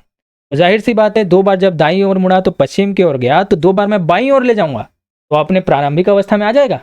जी हाँ, तो देखिए पश्चिम से हम बाईं ओर चलें तो ये हो गया पहले साउथ की ओर पहली बार। ठीक है, फिर एक बार और बाएं चले, ये देखिए इस प्रकार से एक बार और बाएं, तो इस प्रकार 2 बार बाएं आ गया, मतलब अब वर्तमान में, मतलब वो स्टार्टिंग कहाँ से किया था, तो पूर्व से। तो आपका आंसर हो जाएगा ऑप्शन नंबर बी, पूर्व। तो यहाँ पर आपको कोई भी डायग्राम और अलग से बनाने की जरूरत नहीं होगी, इस प्रकार का क्वेश्चन दिखा आपको इसी प्रकार से बस घुमा देना है। ठीक है, चलिए नेक्स्ट देखते हैं। पूर्वी और मथुरा कैरम खेल में एक बैठक की मानक स्थिति में बैठकर खेल रहे हैं। बैठक की मानक स्थिति मतलब ऐसे कैरम होता है, देखिए ये कैरम होता है। ठीक है, 4 लोग यहाँ पर बैठते हैं, तो ये कैसे बैठते हैं, आमने और सामने, किसी प्रकार से ये भी आमने सामने, इस प्रकार से चारों ओर बीच में सभी आदमी बैठे रहते हैं। ठीक है, यदि सुरभि उत्तर पूर्व दिशा के सम्मुख है तो उसकी प्रतियोगी मथुरा किस दिशा की में। तो दोस्तों आपको सबसे पहले जानना है पड़ेगा कि उत्तर पूर्व की दिशा कौन सी है। तो बार बार हर वीडियो में मैंने बता रखी है। तो देखिए ये होता है ईस्ट, ये होता है वेस्ट, है ना, ये होता है नॉर्थ और ये होता है साउथ। तो पूर्व पश्चिम उत्तर और दक्षिण। अब देखिए मैंने क्या बता रखा है आपको कि इन दोनों के बीच वाली जो दिशा होगी वो क्या होगी, नॉर्थ ईस्ट अर्थात उत्तर पूर्व। इन दोनों के बीच की दिशा क्या होगी, साउथ ईस्ट अर्थात दक्षिण पूर्व। ये वाली दिशा क्या हो जाएगी, साउथ वेस्ट अर्थात दक्षिण पश्चिम। और ये वाली दिशा कौन सी हो जाएगी, नॉर्थ वेस्ट अर्थात उत्तर पश्चिम। तो क्या कहा गया है कि सुरभि पहले कहाँ बैठी है, उत्तर पूर्व की दिशा में, है ना। तो सुरभि सबसे पहले कहाँ बैठी है, यहाँ पर बैठी है सुरभि, सुरभि यहाँ पर बैठी है। तो देखो सबसे पहले क्या बताया गया है कि कैरम के मानक, है ना, मानक दिशा में बैठे हैं। तो जब कैरम खेलते हैं ना तो उसकी मानक स्थिति में बैठा है, जाहिर सी बात है आमने सामने बैठते हैं। तो देखिए नॉर्थ ईस्ट का आमने सामने वाला कौन सा होगा, ये वाला होगा, साउथ वेस्ट। तो यहाँ पर उसकी प्रतियोगी मथुरा बैठी होगी, है ना। तो यहाँ पर बैठी होगी मथुरा एम। ये कौन सी दिशा है बताइए, ये होता है दक्षिण पश्चिम दिशा। तो आंसर हो जाएगा आपका ऑप्शन नंबर ए, दक्षिण पश्चिम। ठीक है, चलिए नेक्स्ट देखते हैं। अब ये बहुत ही अच्छा क्वेश्चन है। ठीक है, बहुत से लोगों को यहाँ पर डाउट होता है, लेकिन के बाद आपको डाउट नहीं होगा। तो बोला गया है सुबह एक्स और वाई एक पार्क में एक दूसरे की ओर चलते हैं। जब वे मिलते हैं तो वाई की छाया एक्स के बाईं ओर बनती है। एक्स किस दिशा की ओर मुंह करके खड़ा है? ठीक है। तो इस प्रकार के क्वेश्चन बहुत से लोगों को बहुत ही टफ लगते हैं, लेकिन आज मैं एक ट्रिक लेकर आया हूं। आपको क्या करना है पता है? आपको ये तो पता है ना कि सूर्य पूर्व दिशा से उदित होता है और सुबह का समय है, तो सुबह का समय है तो सूर्य पूर्व से ही उदय होगा। और अगर पूर्व से उदय हो रहा है तो जो परछाई है वो पश्चिम दिशा की ओर बनती है। ठीक है, इतना तो आपको पता है। तो सबसे पहले आपको ये चार दिशा बना लेनी। ठीक है, ये पूर्व, ये उत्तर, ये पश्चिम, ये दक्षिण, ये चार दिशा आपने बना ली। अब सुबह के समय है तो सुबह के समय है तो सूर्य किस दिशा की ओर से उदय होता है ये आपको बताना है। तो सूर्य पूर्व दिशा की ओर उदय होता है। चलिए भैया, ये पूर्व दिशा की ओर से मैंने सूर्य को उगा दिया, यहां से सूर्य उग गया। ठीक है, अब बोला गया है y की छाया x के बाईं ओर, तो बाईं ओर की बात की गई है ना, तो आपको क्या करना है? ठीक, ये पूर्व की बाईं ओर चले जाना है। तो देखिए पूर्व का बाईं ओर क्या हो जाएगा? ये दिशा। ठीक है, ये पूर्व के बाईं ओर, जहां बाईं ओर की बात की गई है, बाईं अगर दाईं की रहती ना तो मैं नीचे आता। ठीक है, चलिए, तो x के बाईं ओर बोला तो पूर्व के बाईं ओर मैं चले गया। तो किसके बाईं ओर कहा गया है? इसके बाईं ओर कहा गया है, तो x के बाईं ओर कहा गया है। तो जिसके बाईं ओर कहा गया है ना उसको यहां पर लिख दीजिए। तो यहां पर आपको समझ में आ जाएगा, यहां पर जो भी व्यक्ति आएगा वो उसका मुख की दिशा होगी। मतलब x जो है, x अभी उत्तर दिशा में आया है ना, इसका मतलब क्या हो गया कि x का मुख उत्तर दिशा में है। ठीक है, अगर यहाँ पर y आता तो आप समझ जाते कि y का मुख उत्तर दिशा में है। तो जाहिर सी बात है, इधर x है और दोनों एक दूसरे की ओर चल रहे हैं, तो इधर क्या हो जाएगा? y। तो देखिए, ये इसका मुख उत्तर की दिशा में है तो इसका मुख कितना है? दक्षिण की दिशा में है। ठीक है, तो देखिए यहाँ पर पूछा गया है कि x किस दिशा की ओर मुख करके खड़ा है, तो आपका आंसर मैंने बता दिया, x उत्तर दिशा की ओर मुख करके खड़ा है, तो आपका आंसर हो जाएगा ऑप्शन नंबर सी। ठीक है, ये बहुत ही अच्छा ट्रिक है। मतलब जिस दिशा की ओर बोला गया है तो उस दिशा में मोड़ देना है, और जिसके बाईं ओर बोला गया है, जिसके दाईं ओर बोला गया है उसको वहीं पर रख देना, वही उसका उत्तर हो जाएगा। ठीक है, ये बहुत ही अच्छी ट्रिक है यार, इसको मिस मत करना। इसी प्रकार के क्वेश्चन मैं आगे भी लेकर आऊंगा। चलिए नेक्स्ट देखते हैं। क्वेश्चन नंबर 31 है। यहाँ पर बोला है, इधर हम बनाते चलेंगे डायग्राम। सबसे पहले यहाँ क्या बोला? रोहन अपने घर से अपने विद्यालय जाने के लिए चलना शुरू करता है। कहाँ से? घर से विद्यालय जाने के लिए। वह दक्षिण की ओर 100 मीटर चलता है। चलिए भाई, ये रोहन है ना। सबसे पहले वो अपने घर से, ये क्या है? उसका घर है। अब घर से सबसे पहले दक्षिण दिशा की ओर चलता है, यहाँ चलता है वो 100 मीटर, 100 मीटर चल गया। ठीक है, उसके बाद 100 मीटर चल गया, फिर पश्चिम की ओर मुड़ता है। अब देखिए पश्चिम की ओर, इस साइड ये हो गया पश्चिम, पश्चिम की ओर मुड़ता है और 50 मीटर चलता है। देखिए यहाँ पर वो चल गया 50 मीटर। ठीक है, उसके बाद वह दाईं ओर मुड़ता है और 50 मीटर चलता है। ठीक है, अब इसका दाईं ओर किधर होगा? नीचे होगा कि ऊपर होगा? तो ऊपर होगा। ठीक है, तो चलिए, अब दाईं ओर मुड़ता है और कितना चलता है? 50 मीटर। ये 50 मीटर और चल गया। ठीक है, अंत में वह अपनी दाईं ओर मुड़ता है और 100 मीटर चलता है। तो देखिए फिर से यहाँ पर हम क्या करेंगे? दाईं ओर मुड़ते हैं, तो इसका दाईं ओर मुड़ते हैं और इसे 100 मीटर ले जाते हैं। देखिए ये 100 मीटर में ले गया। ठीक है, चलकर विद्यालय पहुंच जाता है। ठीक है, अब जैसे ही 100 मीटर चलता है ना, तो यही उसका क्या है? विद्यालय। तो इतना डायग्राम आपको बनाना आ गया, मतलब आपका उत्तर भी आ गया। ठीक है, तो अब क्या बोला गया है आपको बताना है। तो विद्यालय से उसका घर किस दिशा में है आपको बताना है। देखिए विद्यालय से उसका घर किस दिशा में है, तो इसको बना लीजिए भाई ऐसे, ये दिशा बना लीजिए। ठीक है, ये दिशा हो गई, तो ये वाली दिशा कौन सी है आपको बताना है। तो जिस प्रकार से मैंने ऊपर में बताया था ना, देखिए ये वाली दिशा कौन सी है? ये वाली दिशा क्या कहलाती है? उत्तर पश्चिम। ठीक उसी दिशा की बात कर रहा है जो घर है, तो ये वाली दिशा क्या हो जाएगी? उत्तर पश्चिम। तो आपका आंसर हो जाएगा ऑप्शन नंबर सी, उत्तर पश्चिमी दिशा। ठीक है, इस प्रकार से आपको बनाना है। चलिए आगे देखते हैं। क्वेश्चन है घड़ी से संबंधित है ना, वो दिशा से ही है लेकिन घड़ी से क्वेश्चन पूछा गया है। संदीप घड़ी पहनता है ना, 6 बजे और 6 पीएम की बात की जा रही है। तो 6 पीएम पर उसकी घड़ी की मिनट वाली सुई उत्तर दिशा की ओर थी, तो घंटे वाली सुई किस दिशा की ओर होगी? बस आपको बताना, बहुत ही इजी क्वेश्चन है। देखिए सबसे पहले हम क्या बनाते हैं? ये घड़ी बनाते हैं। तो घड़ी में ये बज गया 12, ये बज गया 3, ये होता है 6 और ये होता है 9। ठीक है, अब हमको बजाना है यहाँ पर 6। जब 6 बजाना है ना, तो छोटी वाली सुई ये 6 में रहेगी, और जो बड़ी वाली सुई है ना ये 12 में रहेगी। तो ये आपको याद रखना है, छोटी वाली सुई 6 में और ये 12 में। तो सीधा यहाँ पर बोल दिया गया है कि घड़ी की जो मिनट वाली सुई है ना, जो बड़ी वाली सुई है, ये उत्तर दिशा की ओर है। देखिए उत्तर दिशा की ओर है, तो घंटे वाली सुई किस दिशा की ओर होगी? तो देखिए घंटे वाली सुई अर्थात छोटी वाली सुई किस दिशा की ओर है दोस्तों? दक्षिण दिशा की ओर तो है। तो आपका आंसर हो जाएगा ऑप्शन नंबर सी। बहुत ही ईजी क्वेश्चन था, लेकिन घुमाने के लिए बस आपको घड़ी का सहारा यहाँ पर लिया गया था। ठीक है, चलिए अब ब्लड रिलेशन से क्वेश्चन है, यहाँ पर आपको बताते जाना है ना। क्वेश्चन है, हर्ष अजीत का पुत्र है, विनीता अजीत की पत्नी है, अजय हर्ष का भाई है, नेहा अजय और कविता की इकलौती पुत्री है। तो विनीता का नेहा से क्या संबंध है? ठीक है, आपको बता रहा है। तो चलिए एक एक करके बनाते जाते हैं। सबसे पहले बोला है हर्ष अजीत का पुत्र है, तो बनाइए। देखिए ये मैंने बनाया अजीत। जब भी पुरुष को मैं बनाता हूं तो त्रिभुज से बनाता हूं, है ना। अजीत है ना, अजीत का पुत्र कौन है? यहां पर हर्ष है, यहां पर हर्ष मैंने लिख दिया। ठीक है, उसके बाद विनीता अजीत की पत्नी है, तो चलिए भाई बनाइए। ये जो विनीता है ना, सर्कल में विनीता, विनीता अजीत की पत्नी है। अजय हर्ष का भाई है।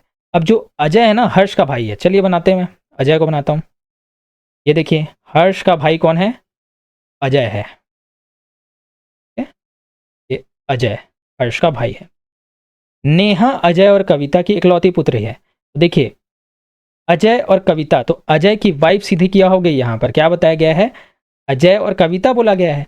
तो कविता के, अजय और कविता की इकलौती पुत्री कौन है? नेहा है। तो इनकी पुत्री कौन हो गई? ये बना दिया मैंने नेहा। तो अब बोला गया है विनीता का नेहा से क्या संबंध है? तो देखिए ये है विनीता और ये हो गई नेहा लास्ट में।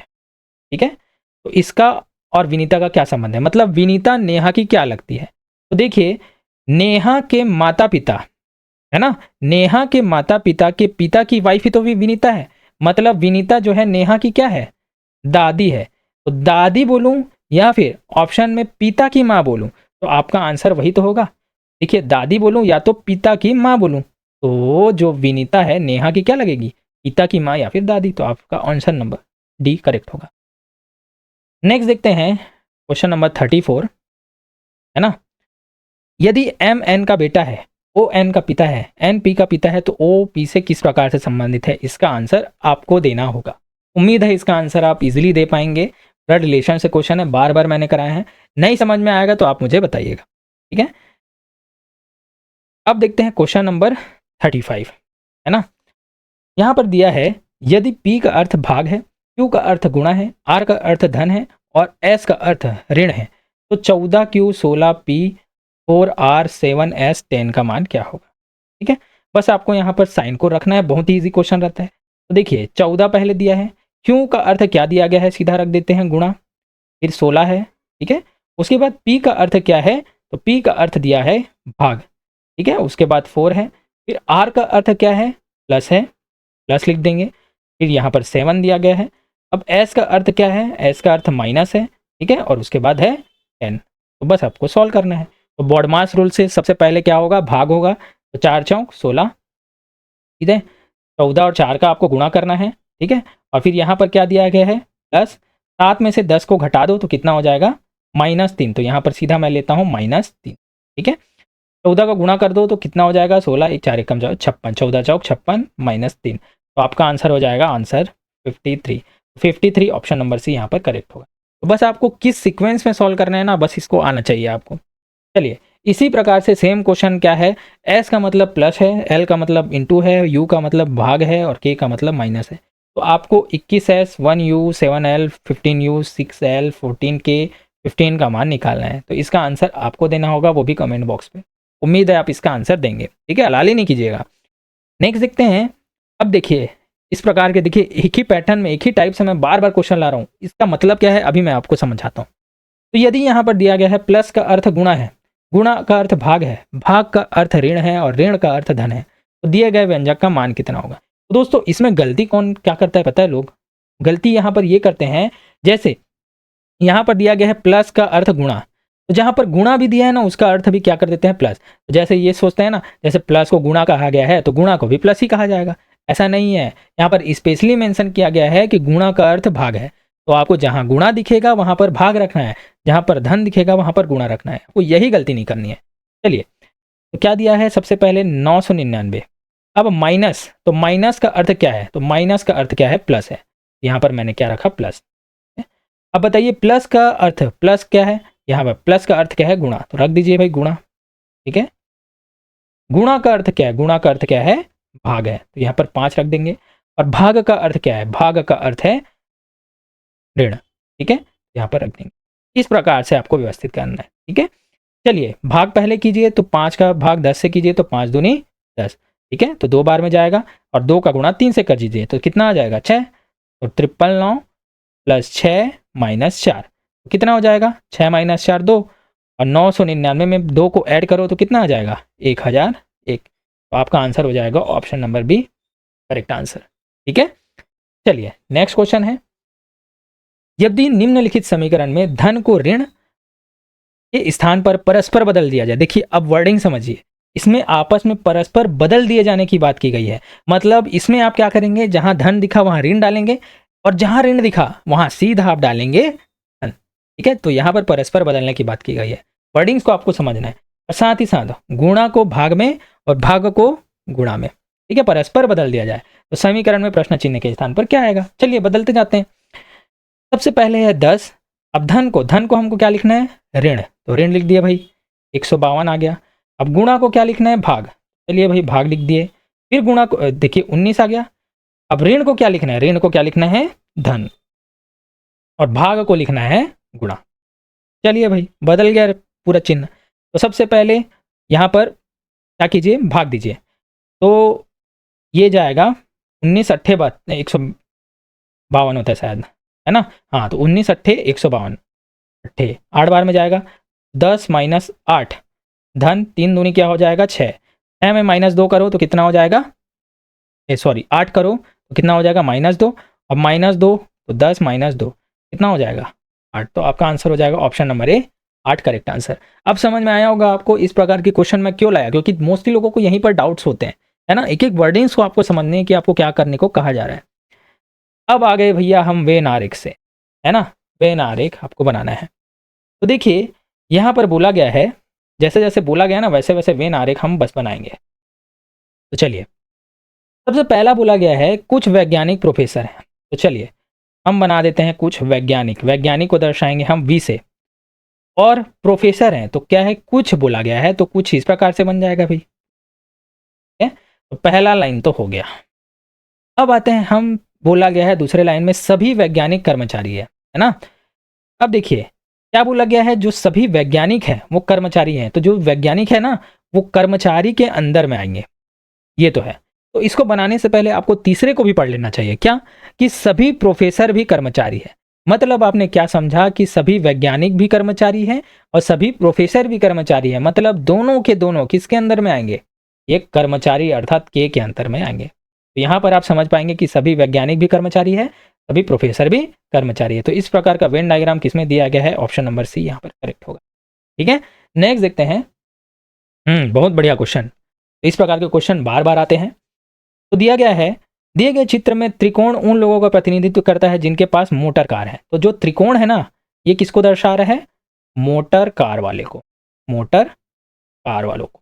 ठीक है, वर्ग उन लोगों का प्रतिनिधित्व करता है जिनके पास घर है। तो जो वर्ग है ये बताता है घर को। ठीक है, वृत्त उन लोगों का प्रतिनिधित्व करता है जिनके पास स्वर्ण अर्थात सोना है। ये जो वृत्त है ना ये किसको दर्शा रहा है, तो जिन लोगों के पास घर और स्वर्ण है परंतु मोटर कार नहीं, उनकी संख्या आपको बतानी है। तो चलिए एक एक करके आइडेंटिफाई करते हैं। तो देखिए सबसे पहले यहाँ पर पूछा है जिन लोगों के पास घर और स्वर्ण है, तो बताइए ये होना चाहिए आपके पास। पहला बोला है कि घर होना चाहिए, मतलब ये जो वर्ग में है ना संख्या है वो आनी चाहिए, और साथ ही साथ क्या आने चाहिए, स्वर्ण आने चाहिए। तो देखिए ये वाले आएंगे ना ये, तो आप यहाँ पर देख पाएंगे दोनों किसके किसके पास है, 3 और 5 के पास। ठीक है, अब आगे चलते हैं। परंतु मोटर कार नहीं होना चाहिए। चलिए भाई मोटर कार नहीं होना चाहिए बोला है, तो देखिए मोटर कार ये त्रिभुज है, ये त्रिभुज नहीं होना चाहिए। तो देखिए ये त्रिभुज नहीं होना चाहिए, तो जो ये है ना ये नहीं आएगा। तो केवल और केवल क्या बचा, 5 जो है इस कथन का पूर्ण व्याख्या कर रहा है। तो आपका आंसर हो जाएगा ऑप्शन नंबर। ठीक है, तो इसी प्रकार से आपको सॉल्व करना है। अब नेक्स्ट का आंसर आपको देना है, ठीक है। उम्मीद है इसका करेक्ट आंसर मुझे मिलेगा। तो देखिए यहाँ पर दिया गया है, दिया गया हर एक का ध्यानपूर्वक अध्ययन करें, है ना, और इसका आंसर देना है। तो यहाँ पर जो बताया गया, देखिए ये जो सर्कल है ये मूवीज़ को बता रहा है, मूवी लवर्स को बता रहे हैं, ये बता रहे हैं, ये वाला सर्कल ये फादर को बता रहे हैं, और ये वाला सर्कल इंजीनियर को बता रहे हैं। तो यहाँ पर पूछा है ऐसे कितने पिता हैं जो फिल्म प्रेमी भी है किंतु इंजीनियर नहीं है। आपका ऑप्शन है A29, B44, C38 या D61।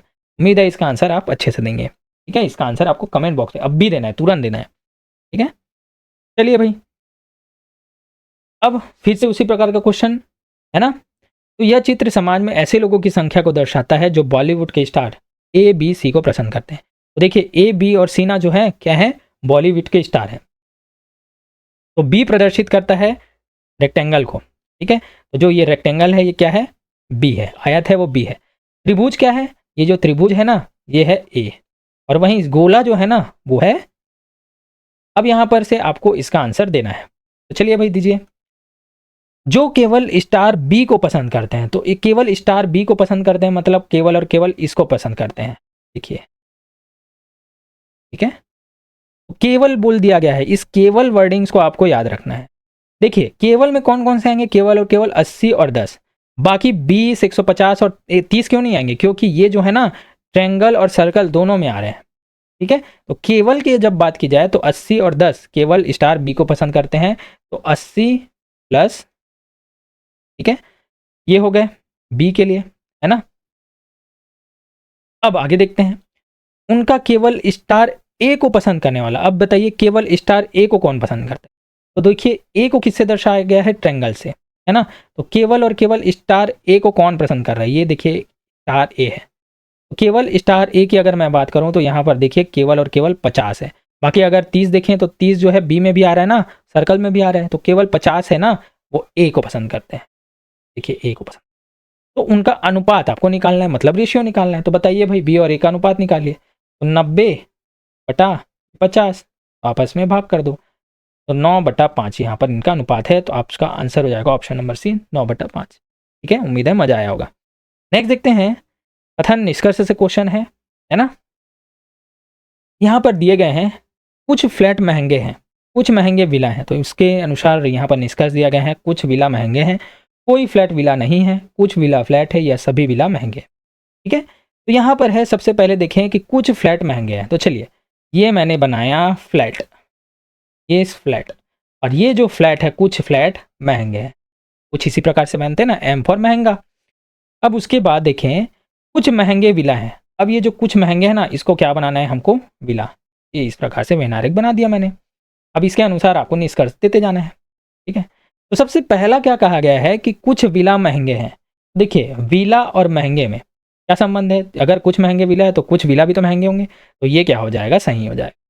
अब दूसरा है कोई फ्लैट विला नहीं है। देखिए फ्लैट विला नहीं है बोला गया है, तो जहां पर यहाँ पर कुछ भी दिया है क्या, देखिए कुछ में ये भी तो विला भी तो आ सकता है ना, यहाँ पर तो विला नहीं है बोला है, तो यार हो सकता है विला हो भी सकता है ना। तो ये तो सही नहीं है, क्योंकि ये जो कुछ है यहाँ पर से भी जुड़ सकता है।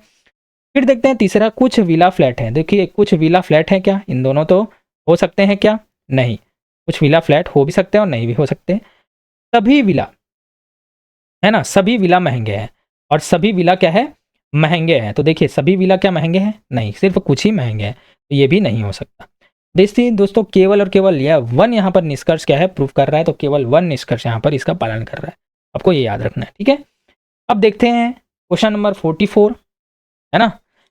यहाँ पर क्या दिया गया है, सभी डिब्बे प्लास्टिक हैं, कुछ प्लास्टिक नाइलॉन है, कुछ नाइलॉन हरे हैं। निष्कर्ष दिया गया है कुछ नाइलॉन प्लास्टिक है, सभी प्लास्टिक डिब्बे हैं, कुछ हरे नाइलॉन है। तो देखिए यहाँ पर क्या करना है आपको, सबसे पहले वेन डायग्राम बनाते हैं यार। तो बोला गया है सभी डिब्बे प्लास्टिक हैं, तो चलिए भैया सभी डिब्बे, ये सभी डिब्बे क्या बना दूं मैं, प्लास्टिक, सभी डिब्बों को मैं बना देता हूँ ये प्लास्टिक, ठीक है। सभी डिब्बे प्लास्टिक हैं, कुछ प्लास्टिक नाइलॉन है, कुछ प्लास्टिक को नाइलॉन बनाना है मेरे को, ये कुछ प्लास्टिक मैं बनाता हूँ नाइलॉन एन, ठीक है, ये भी हो गया। कुछ नाइलॉन हरा है, चलिए भाई हरा ही ले लेता हूँ मैं, है ना। कुछ नाइलॉन क्या हो गए, हरे हो गए, ये हो गया ग्रीन, मतलब हरा लिख देता हूँ मैं, ठीक है। वेन डायग्राम तो रेडी हो गया। अब इसके अनुसार आपको निष्कर्ष निकालना है। तो देखिए सबसे पहला निष्कर्ष है कि कुछ नाइलॉन प्लास्टिक है। देखिए यहाँ नाइलॉन है, यहाँ प्लास्टिक है, तो जी हाँ कुछ नाइलॉन यहाँ पर प्लास्टिक हो सकते हैं।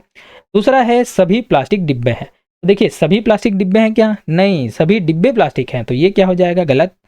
फिर दिया है कुछ हरे नाइलॉन है, तो कुछ हरे नाइलॉन है, तो जी हाँ ये भी सही होगा। तो 1 और 3 सही हैं, तो किसमें है? ऑप्शन नंबर डी, 1 और 3 यहाँ पर पालन करते हैं। ठीक है, नेक्स्ट देखते हैं, इसका आंसर आपको देना है। चलिए इसका मैं भी बता देता हूँ, थोड़ा सा यहाँ पर अलग है क्योंकि, ठीक है। तो बोला है सभी चट्टानें चूड़ियाँ हैं, कोई चूड़ी अंगूठी नहीं है, कुछ अंगूठी चैन है। ठीक है, निष्कर्ष में दिया है कुछ चूड़ियाँ चट्टानें हैं, कुछ चैन चूड़ियाँ हैं। ठीक है, बहुत ही अच्छा क्वेश्चन है। चलिए बनाते जाते हैं। तो सबसे पहले बनाया है सभी चट्टान चूड़ियाँ हैं, तो ये मैंने बनाया चट्टान, ये चट्टान। ठीक है, अब इस चट्टान को किसके अंदर डालना है मुझे? चूड़ियों के। ये मैंने डाल दिया चूड़ियों के अंदर। ठीक है, अब ये तो हो गया। अब यहाँ पर बोला है कोई चूड़ी अंगूठी नहीं है, तो यहाँ पर बना दिया मैं चूड़ी और ये बना दिया मैं अंगूठी। यहाँ पर दोनों का कोई भी संबंध नहीं है। ठीक है, ये भी हो गया। कुछ अंगूठियाँ चैन है बोला है, तो देखिए कुछ अंगूठियाँ, ये अंगूठियाँ बना दिया और कुछ अंगूठियाँ क्या है? चैन है, ये मैंने बना दिया चैन। ठीक है, इन दोनों का इसमें से कोई संबंध नहीं है। अब इस प्रकार से आपको निष्कर्ष देना है। तो चलिए सबसे पहले आपको बोला गया है कुछ चूड़ियाँ चट्टानें हैं। देखिए चूड़िया और चट्टान में क्या संबंध है? अगर सभी चट्टान चूड़िया है ना, तो कुछ चूड़िया भी क्या होंगी? चट्टानें हैं। तो आपका आंसर ये सही होगा। कुछ चैन चूड़ियाँ हैं, तो बताइए क्या चैन और चूड़ियों में कोई संबंध है? नहीं, तो ये तो गलत होगा। तो केवल और केवल निष्कर्ष एक पालन करता है, तो option number B correct answer होगा। ठीक है, तो देखिए कथन और निष्कर्ष से ना जितने भी क्वेश्चन पूछे जाते हैं मैंने यहाँ पर कराने की कोशिश की है, तो यार लाइक जरूर कीजिएगा, बहुत मेहनत लगती है। अब देखिए कथन और निष्कर्ष का अलग पैटर्न, ठीक है, इस पैटर्न से भी क्वेश्चन पूछे जाते हैं। इसमें से क्या होगा कि सबसे पहले बोला गया है कथन है हर अस्पताल में रोगी है ना। निष्कर्ष है रोगी केवल अस्पतालों में मौजूद होते हैं। दूसरा है अस्पतालों में रोगी नहीं होते।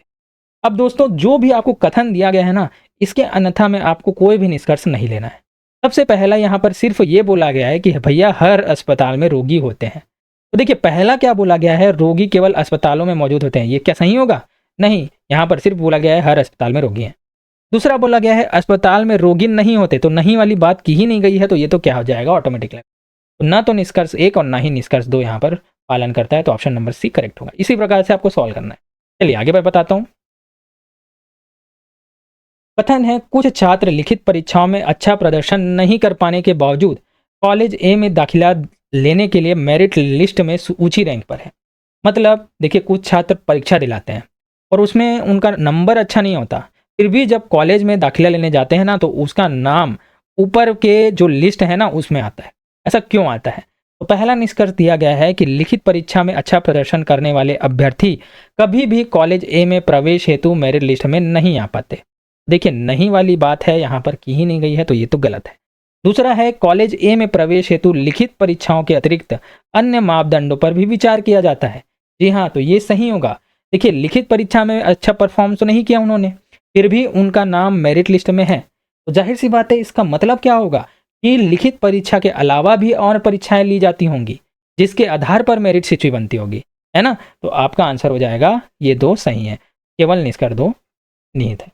ठीक है, अब आते हैं 48 में। कथन है सैम राम से अधिक सोता है जो प्रतिदिन केवल 5 घंटे तक सोता है।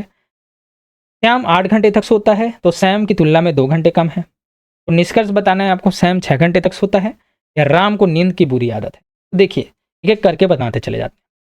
तो देखिए सबसे पहले बोला गया है कि सैम राम से अधिक सोता है जो प्रतिदिन केवल 5 घंटे तक सोता है। तो जो किसके लिए यूज हुआ है?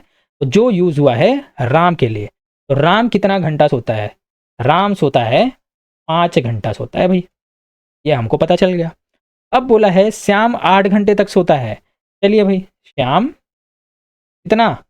8 घंटा सोता है, जो सैम की तुलना में 2 घंटे कम है। तो देखिए सैम की तुलना में 2 घंटे कम है, तो सैम कितना सोता होगा? श्याम से 2 घंटे अधिक, तो श्याम 8 घंटे सोता है, तो सैम सोता होगा 10 घंटा। ठीक है, चलिए अब इस हिसाब से निष्कर्ष आपको निकालना है। सैम 6 घंटे तक सोता है, नहीं सैम कितना? 10 घंटे तक सोता है, तो ये तो क्या हो जाएगा? गलत। राम को नींद की बुरी आदत है। बताइए भाई, राम बेचारा खुद 5 घंटा सोता है, बाकी तो 8 घंटा 10 घंटे सोते हैं, तो क्या इसे बुरी आदत है? क्यों बदनाम करना है फालतू में राम को? तो राम को नींद की बुरी आदत है, ये भी गलत है। तो ना तो दो एक और ना ही दो तर्क संगत है। ठीक है, ऑप्शन नंबर डी करेक्ट होगा। अब इसका आंसर आपको देना है कमेंट बॉक्स में। यदि आप बच्चों को अच्छी शिक्षा दिलाना चाहते हैं तो उन्हें निजी स्कूलों में दाखिला दिलाएं। धारणाएं हैं, केवल निजी स्कूल अच्छे शिक्षक प्रदान करते हैं, या 2, भारी फीस का भुगतान निजी स्कूलों में प्रदान किए जाने वाले शिक्षण के लिए उपयुक्त है। ठीक है, चलिए नेक्स्ट है। अब संचार कौशल से क्वेश्चन है। ठीक है, पहला क्वेश्चन है, समस्या समाधान में सर्वाधिक महत्वपूर्ण शर्त है। ए, अपसारी चिंतन, बी, अभिसारी चिंतन, सी, समस्या को उसकी पूर्णता में समझना, या डी, त्रुटियों को क्रमिक रूप से कम करने की प्रक्रिया, या ई, उपरोक्त में से कोई नहीं। तो दोस्तों समस्या का आपको समाधान करना है ना, तो दोस्तों आपका आंसर हो जाएगा ऑप्शन नंबर सी, समस्या को उसकी पूर्णता तक समझना। आप समस्या कोई आदमी बता रहा है आपको, आप आधी अधूरी बात सुन रहे हैं उसकी, तो क्या आप समस्या का समाधान कर पाएंगे?